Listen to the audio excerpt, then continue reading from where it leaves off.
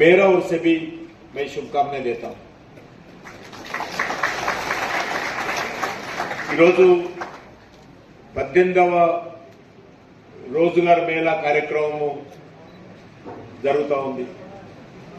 ఈ 18 కార్యక్రమాల్లో కూడా హైదరాబాద్ లో జరిగాయి, దేశమంతా కూడా జరుగుతూ ఉంది। ఈ 18వ కార్యక్రమంలో కూడా నేను ఏ ఒక్క కార్యక్రమం కూడా మిస్ కాకుండా తప్పకుండా నేను వచ్చి ఈ కార్యక్రమంలో పార్టిసిపేట్ చేస్తాను। ఎందుకు ఈ కార్యక్రమం చేస్తున్నాం అనే విషయం కూడా మీరు అర్థం చేసుకోవాలి। మేము వివిధ మంత్రిత్వ శాఖల మీద వదిలేస్తే ఆ మంత్రిత్వ శాఖకు సంబంధించినటువంటి అధికారులు టైం బాండ్ సమయంలో రిక్రూట్మెంట్ చేయరు।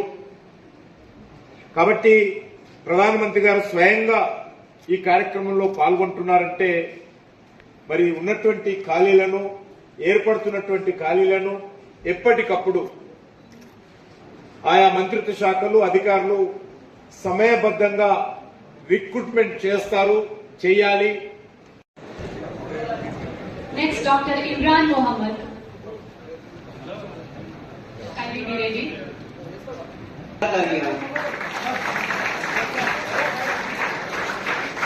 यहाँ मौजूद हर चेहरा समर्पण और मेहनत का प्रतीक है।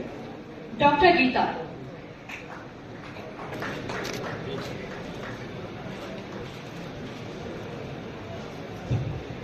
डॉक्टर इकबाल खान। यह मौका बहुत खास है।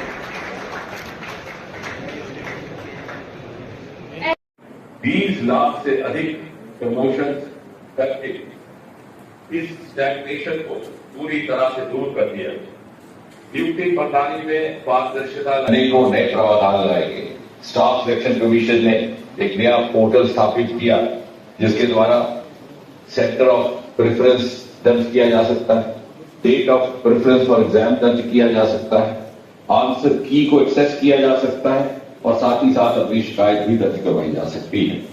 इसी प्रकार यूपीएससी ने unified one tyre registration system introduce किया जिसे आधार और डिजी लॉकर के साथ इंटीग्रेट कर दिया गया।